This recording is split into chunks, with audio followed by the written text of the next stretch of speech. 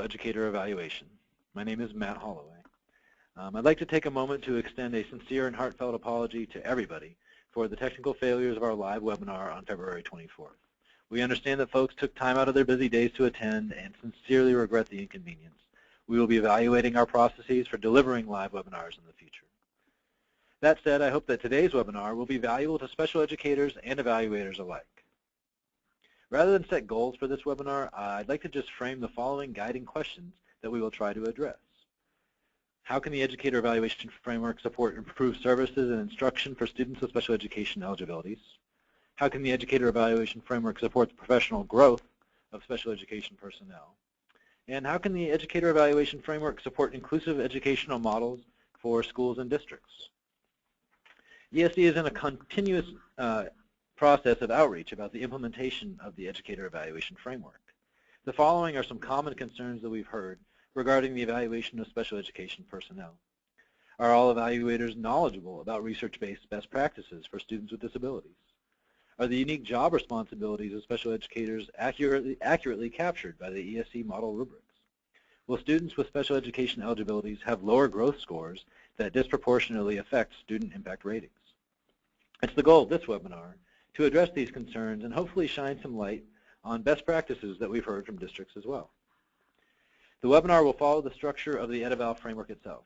We'll start by addressing aspects of the summative performance rating, pause to highlight some resources, continue on to the student impact rating, review some more resources, and share some closing thoughts. We just want to begin with a glance at the overall Educator Evaluation Framework and show the two independent but linked ratings. The ratings should be determined independently, and the points of intersection have to do with the determination of the educator's plan. We'll start with the summative performance rating and the pieces that go into that. We know this framework can be complex, especially if you're somewhat new to the system, so I'd like to start our conversation around the criteria that go into the summative performance rating, the rubrics and educator goal attainment. Ratings across the 4 standards and an assessment of whether educators have met their goals is where we're going to start. The tools to assess those ratings and those goals will be the 3 categories of evidence: products of practice, multiple measures of student learning, and student and staff feedback. It's only when that evidence has been analyzed across the rubric and for goal attainment that an evaluator can determine a summative performance rating. The application of professional judgment is an important aspect of this process as well, and we will discuss that as well. Also note that educators must be rated at least proficient in standards 1 and 2 to have a proficient overall rating. These are the so-called minimum thresholds. So let's move on to the summative performance rating itself, starting with the rubrics. The appropriate rubric for special education teachers is the teacher rubric. However, districts have expressed the need for customization options. So we're going to discuss 3 approaches to customizing the rubric to meet the needs of educators with unique job responsibilities: prioritizing indicators and elements, developing role-specific resources, and creating a hybrid rubric. So let's begin with prioritizing indicators and elements. Prioritizing indicators. So consider the extent to which the use of existing rubrics can be customized through a differentiated emphasis and prioritization of indicators and elements. This is commonly done district-wide. For example, many districts have identified power elements to align with specific district priorities like explicit instruction or higher order questioning, but it can also be a tool for educators in differentiated roles. For example, districts have shared that the following are areas of priority for special educators. So that would be element 2A3, meeting diverse needs, 2B2, the collaborative learning environment, 2C1, respecting differences, and the indicator 2D, expectations.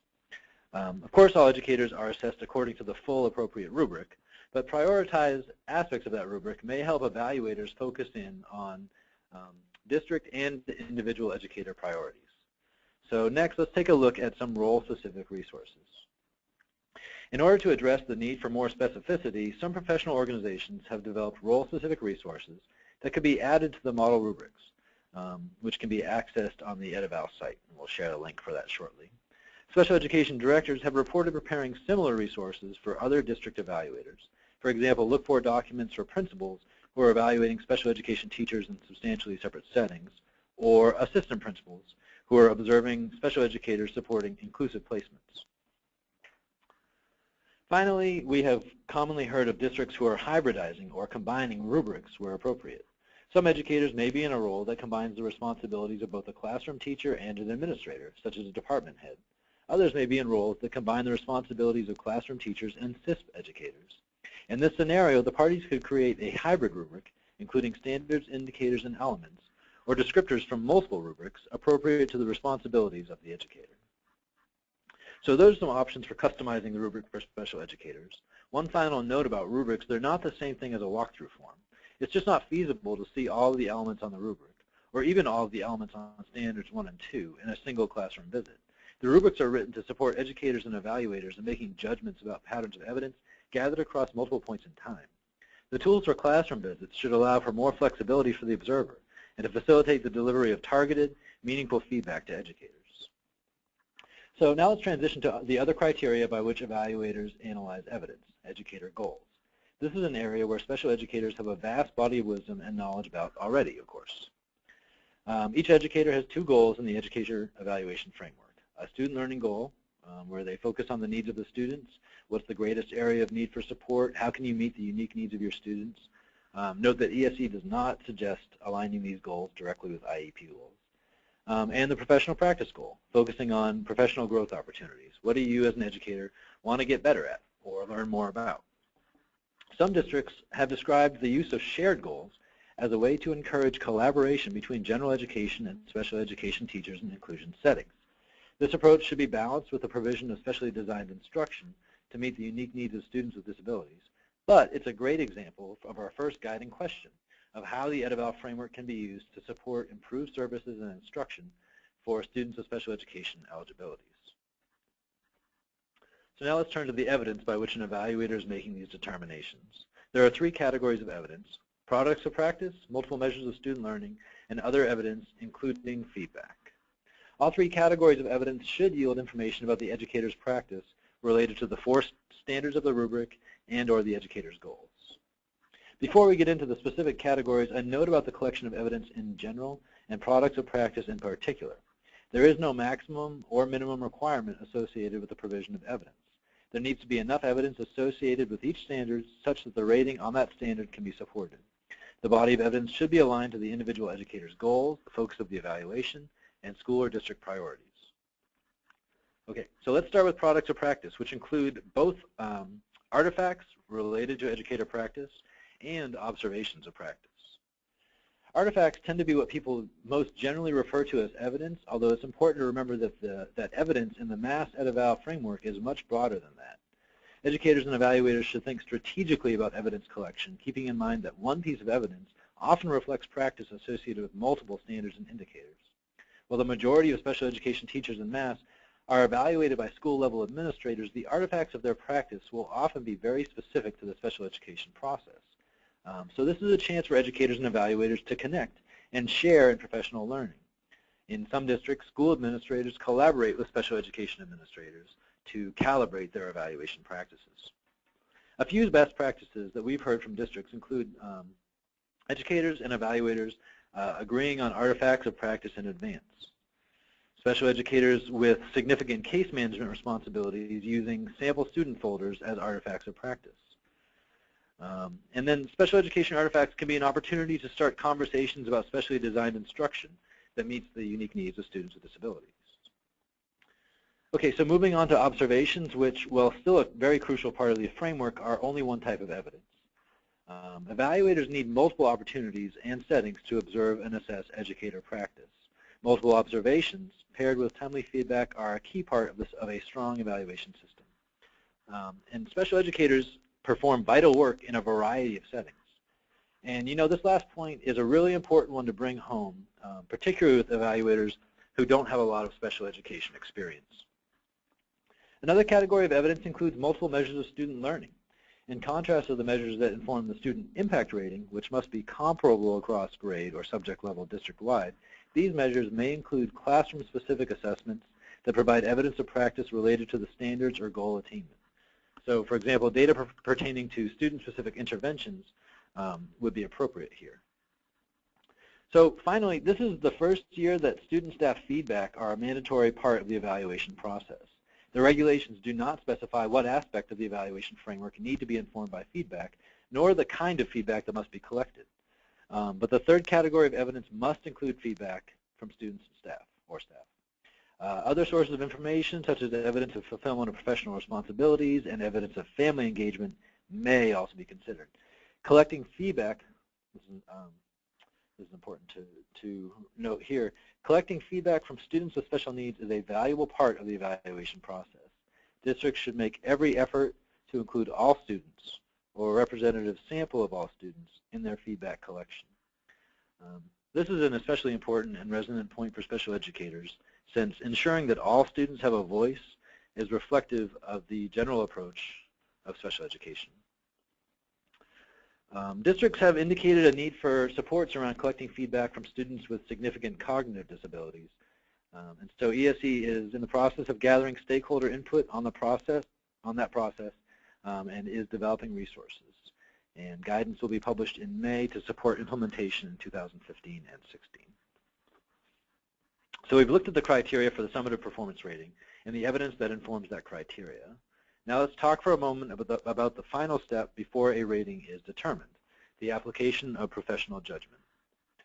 The two key factors here, especially for special educators, are transparency and collaboration.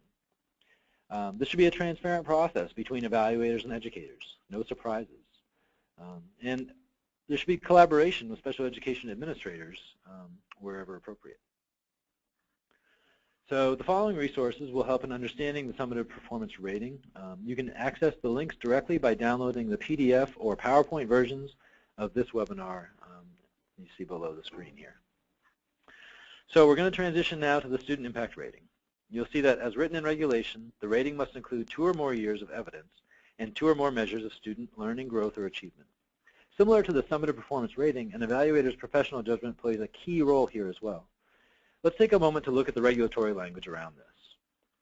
So some key definitions from regulation. The student impact rating, it says, the evaluator shall determine whether an educator is having a high, moderate, or low impact on student learning based on trends of at least 2 years and patterns of at least 2 measures. The student growth percentile.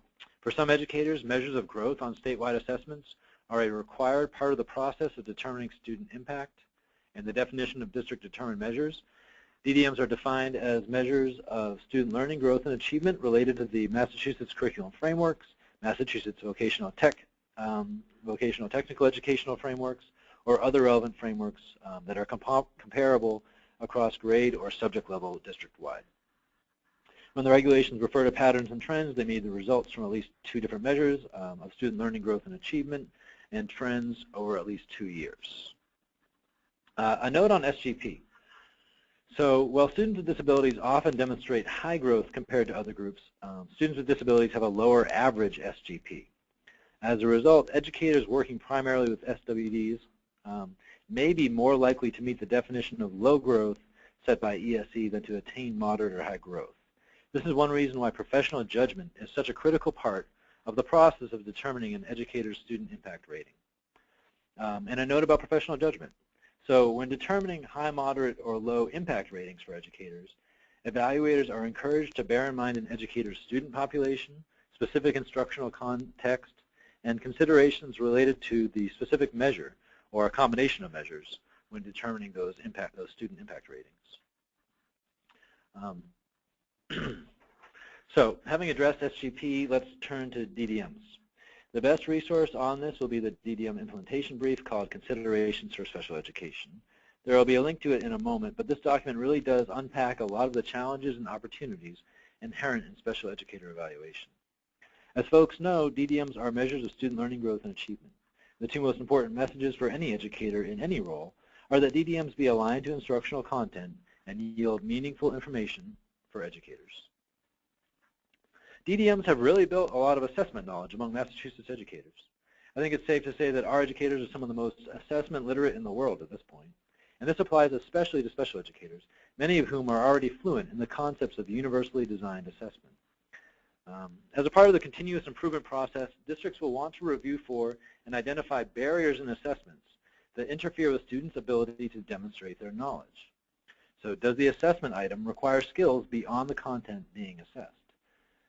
For example, math items that require reading comprehension skills beyond the intent of the assessment, or science items that require culturally specific background knowledge. Those are some questions you could ask about assessment items. Other key messages about DDMs for special educators include using or modifying existing measures.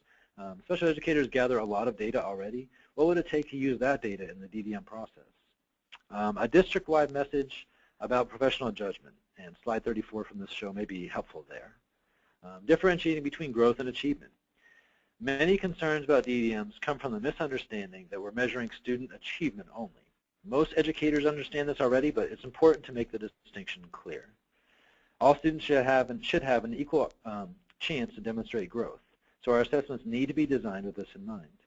And making clear connections between baseline scores and parameters for growth, bands or banding. So let's explore this banding concept a little bit more. Banding addresses the common concern. Do all students have to meet the same score in assessment to demonstrate moderate growth? The answer, of course, is no. Student growth levels should be aligned to baseline data. So some districts have set parameters for low, moderate, or high growth differently according to baseline scores. 3 bands could be set corresponding to baseline data with different parameters for growth attached to each. Bands do a lot to address the problem of measuring differential growth. This is an example of a banded assessment. Notice that the cut score for moderate growth varies based on the baseline score, the start of course score on the left. Many districts report banding as a useful tool for differentiating growth on DDMs. Okay, so speaking of highly differentiated assessments, we are now going to consider the MCAS alternate assessment. MCAS Alt does not generate SGP scores and is not a required aspect of the educator evaluation regulations. A significant percentage of districts, however, have indicated that they're using or are planning to use the MCAS Alt as a DDM. So ESE has been gathering stakeholder input on this process as well and is developing resources. Guidance will be published in May to support implementation in 2015-2016. The following key considerations will be unpacked in greater detail in the guidance this spring, but for now, some key considerations. Using measurable outcomes as growth measures, not the overall score of the MCAS Alt. Calibrating your measurable outcomes. So since this assessment is not comparable across students, we recommend that districts calibrate these among teams of educators. Setting a range for moderate growth. Moderate growth should be a range, not a single point. So those are some early thoughts about MCAS Alt, about using the MCAS Alt as a DDM. More information to come about this in the spring. If you are using the MCAS Alt as a DDM currently, don't worry. Follow your district's processes as laid out, and remember that ESE will be giving guidance around this, but specific decisions about DDMs are left to the discretion of the district. Okay, so from one somewhat controversial topic to another, let's talk about using IEP goals in the DDM process. Districts may find that IEP goals provide a meaningful starting point for DDMs, but it's definitely important to make a distinction between the assessment purpose of each. The following are some of the challenges in using IEP goals as DDMs. We have variations in IEP timelines. IEP goals are designed to be dichotomous, that is either met or not met. DDMs require 3 levels, high, moderate, and low. IEP goals are developed with the expectation that they will be met. In contrast, determinations of high, moderate, and low growth are designed to describe a range of growth without a predetermined expectation. Educators may not be responsible for a certain IEP goal. For example, a reading support teacher is not responsible for a goal supported by an occupational therapist. IEP goals are not designed to be comparable across students. IEP goals must meet specific legal requirements, including parental involvement, that may not be consistent with the process of determining goals of a DDM. So for these reasons and more, we advise extreme caution around using IEPs as DDMs, remembering that this final decision still remains in the hands of the districts. So often people ask why guidance around DDMs is not more specific, and I'd like to share the following example of 2 districts as an answer to that. So this is a comparison of 2 actual districts, both of whom want to use the DDM process as a way to promote inclusive classrooms. In District A, all the teachers are using general education DDMs to encourage co-teaching and collaborative approaches to inclusion. In District B, special educators using DDMs, special educators are using DDMs tied to access and independence measures based on specially designed instruction for individual students. Both of these approach inclusion thoughtfully and strategically. They share the same why, but because of district-specific considerations, they have each addressed the how in their own way. And this is the kind of autonomy that districts are allowed to retain in the DDM process. Another group that's the subject of frequent questions are SISP educators, Specialized Instructional Support Personnel. The following guidance comes from the DDM implementation brief called Indirect Measures and SISP Educators. This table gives you a feel for the concept of indirect measures. On top, you can see that a direct measure aligns to classroom instruction, which is aligned to a set curriculum. But many educators in supporting roles provide supports that are specialized and don't align to set curriculum. For these educators, districts may prefer to use indirect measures of student growth. For those who are looking for guidance and examples for those educators, I would strongly encourage you to access the implementation brief document, which contains examples applicable to a range of SISP educators, including counselors, school psychologists, school nurses, and more. Finally, ESE has revised its guidance around DDMs for administrators to include example measures for special education administrators. These measures come from district submissions, and the examples were generated with the help of the Association of Special Education Administrators.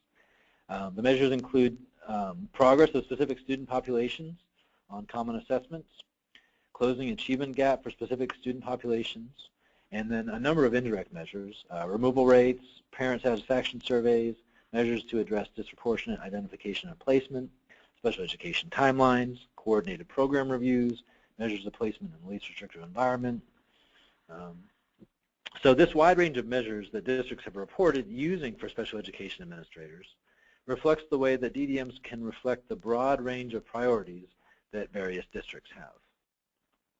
Following resources will all be helpful in developing and supporting the student impact rating.